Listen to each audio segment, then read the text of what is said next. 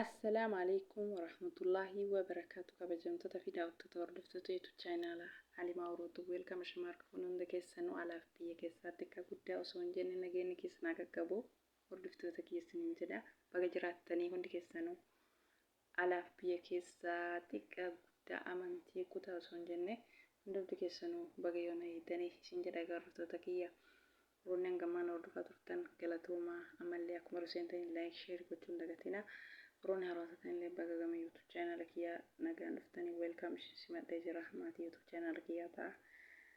YouTube chaanala kiyyaatti dabalamaa isiniin jedha. Akkuma sirraa argitan kana Ustaaz Nuuruu Turkii samoona kana miidiyaa irra deemaa konkolaataa isaanii hattuun bakkuma isaan dhaabanii biraa deemanitti fudhatteetiniin baay'ee yaada keessa galanii jechuudha. Dhugaadha namni qabeenya ofii dhabe tokko inni rifata konkolaataa miti waan xiqqoof inni rifata jechuudha.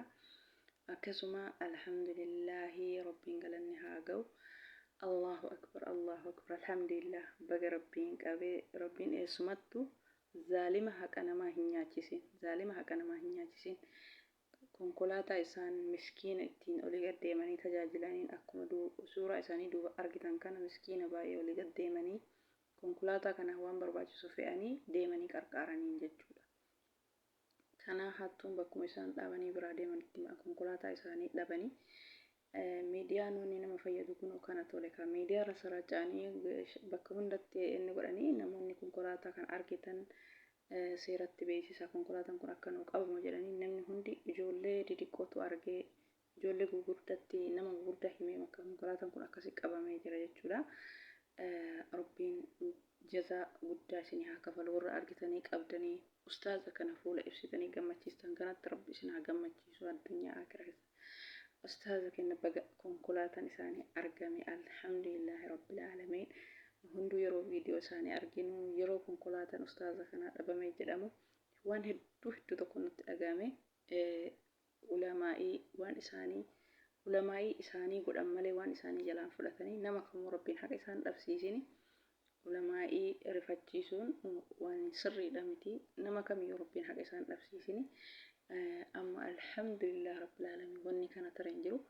Yeroo gabaabaa keessatti fudhatamee guyyaa 2 guyyaa 3 keessatti makiinaan argamee qabame alhamdulillah rabbil aalamiin akkasii akka miidiyaa irratti dhagayetti jechuudha. Baga rabbiin qabe eessumattuu zaalimni hin milkaayin namni haqa namaa nyaatuuf fiigu eessumattuu hin milkaayin rabbillee isaan nyaachisin haalallee isaan mijeessin alhamdulillah baga qabame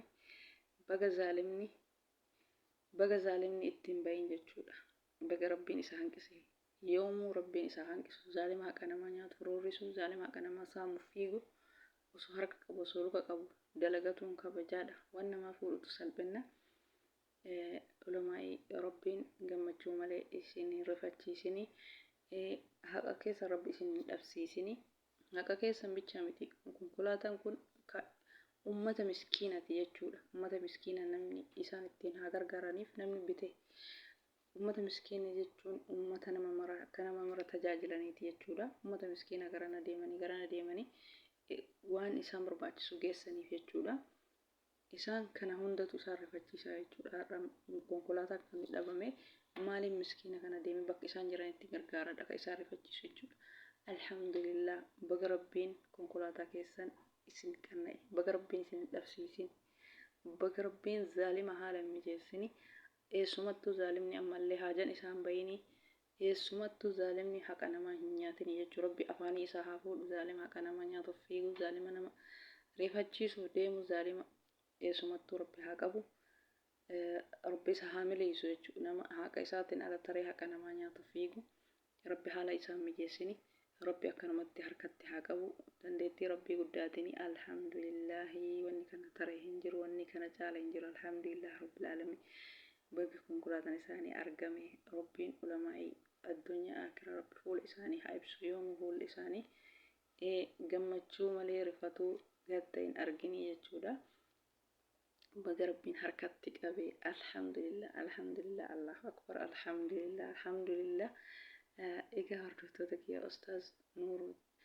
Ustaaz Nuuruu Turkii konkolaataan isaanii samoona kana miidiyaa irratti sheer godhaa jedhanii lakkoofsa gabatee konkolaataa hunda sheer godhanii konkolaataan ustaaz kanaa dhabamee jira. Hundi keessanuu sheer godhanii akkuma argitan amma to'annaa poolisii jala oolee jira, qabamee jira jechuudha. Konkolaataan alhamdulillah baga rabbiin harkatti qabee eessumattuu bakka hin gahin zaalimni eessumattuu haalli isaan mijaa'inii fi qabamee konkolaataan harka poolisii seenee jira. Alhamdulillahi gammachuu caalu jechuudha. Konkolaataan ustaaza kana fakkaataa harkatti qabamee argamee jira.